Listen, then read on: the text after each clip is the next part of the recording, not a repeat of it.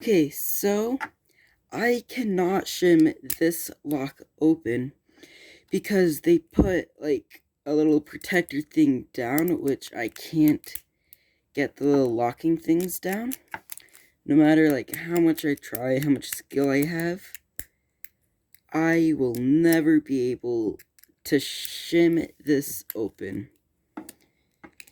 So yeah, but I don't like ending my videos without solving it. So yeah, if you want to act like you can pick locks, just get the Hyper Tough. It's like super freaking easy. And oh, I I'll see you in the next video.